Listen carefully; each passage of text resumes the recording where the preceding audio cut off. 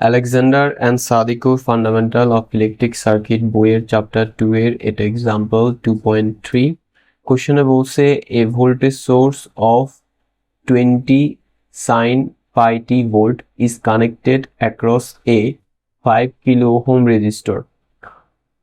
That means এখানে একটা resistor আছে, আমরা ধরলাম এটা হচ্ছে সেই রেজিস্টরটা, আর এই রেজিস্টরের যেই রেজিস্ট্যান্স সেটা হচ্ছে 5 কিলো ওহম, এবং এই রেজিস্টরের আড়াআড়িতে একটা ভোল্টেজ অ্যাপ্লাই করা হচ্ছে যেটা 20 sin pi t। সো আড়াআড়িতে 20 sin pi t volt apply করা হচ্ছে। সো এখন কোশ্চেনে বের করতে বলছে find the current through the resistor. That means এই যে অ্যাপ্লাইড ভোল্টেজটা, এটার কারণে অবভিয়াসলি একটা কারেন্ট ফ্লো হতে শুরু করবে রেজিস্টরের দিকে, সেই কারেন্টটার মান বের করতে হবে। সো এটা বের করার জন্য আমরা এই সূত্রটা ইউজ করব, যেটা ওহমস ল থেকে পাই, I equal V by R. So current I equal V by R. So এখানে ভি মানে হচ্ছে ভোল্টেজ, যেই ভোল্টেজটা আমরা রেজিস্টরের আড়াআড়িতে অ্যাপ্লাই করছি সেটাই, যেটা হচ্ছে 20 sin pi t, 20 sin pi t।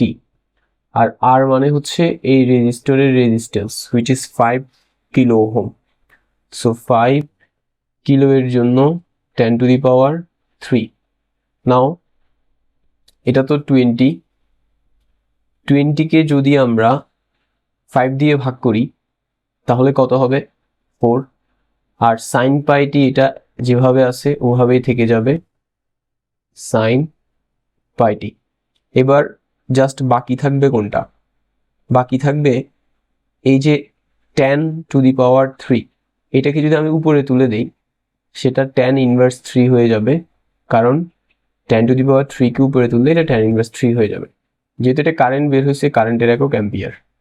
নাও 4 sin pi t, tan inverse 3 এর জন্য আমরা মিলি ইউজ করতে পারি, সো মিলি অ্যাম্পিয়ার হয়ে গেল।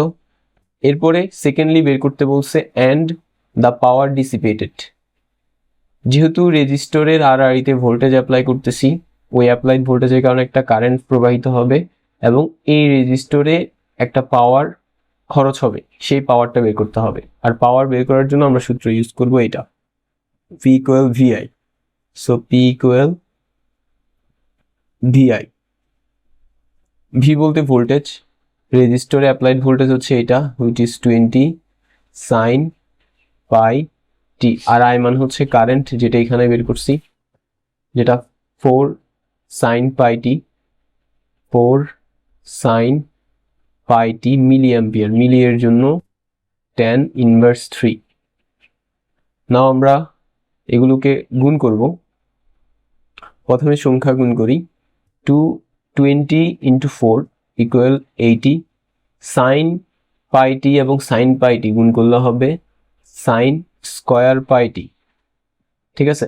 আর tan ইনভার্স 3 এর জন্য আমরা মিলি দিতে পারি, যেহেতু আমরা পাওয়ার বের করছি, সো একক হবে ওয়াট। সো এটাই হচ্ছে power. So that's all for today.